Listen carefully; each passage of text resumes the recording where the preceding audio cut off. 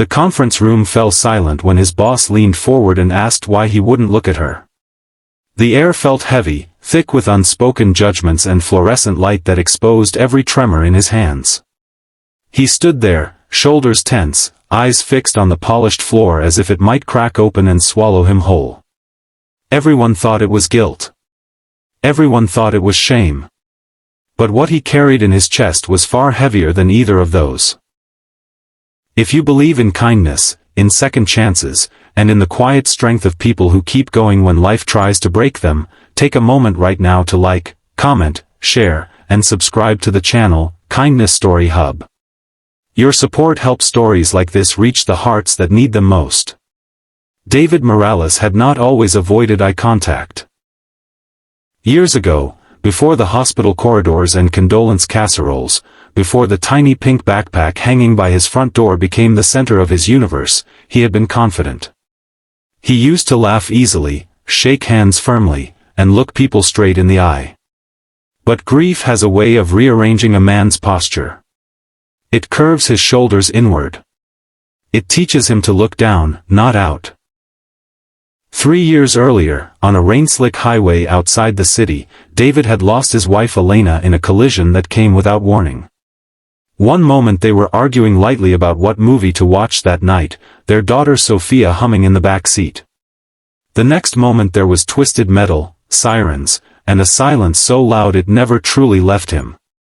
Sophia survived. Elena did not. From that night on, David's life narrowed into two responsibilities: breathing and protecting his daughter. Every morning began before sunrise. He would wake at 4:45 a.m., not because he wanted to, but because anxiety refused to let him sleep longer. He would stand in the doorway of Sophia's small bedroom, watching her chest rise and fall, counting each breath as if it were fragile glass. The nightlight cast a warm glow on her stuffed rabbit, the one Elena had given her on her 3rd birthday. David would whisper a promise into the darkness that he wasn't sure anyone heard: "I won't let anything happen to her again." Balancing single fatherhood and a demanding corporate job felt like juggling knives while walking a tightrope. David worked as a financial analyst at a mid-sized firm downtown. The company had recently hired a new executive director, Claire Whitman, known for her sharp intelligence and even sharper expectations. She had a reputation for discipline, punctuality, and zero tolerance for excuses. David, who had once thrived under pressure, now found himself struggling to keep up. Sophia was 6 years old and terrified of losing him too. She wouldn't sleep unless his hand rested lightly on her back. She panicked if he was 5 minutes late picking her up from school. Some mornings she clung to his leg so tightly that he had to peel her fingers away gently while assuring her he would come back. And every time she asked if he promised, he saw the accident replay behind his eyelids. Because of Sophia's anxiety, David avoided looking at people directly. He had discovered something in the months after the crash. When he looked someone in the eye and saw impatience, irritation, or even simple indifference, it felt like a threat. His mind would spiral into worst-case scenarios. What if he lost his job?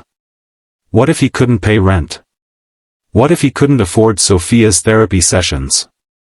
Eye contact felt like confrontation.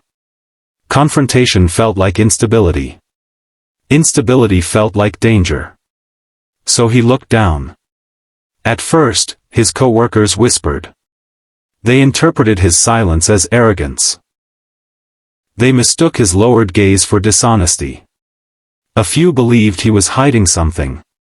When he arrived late to a morning meeting after Sophia had a meltdown at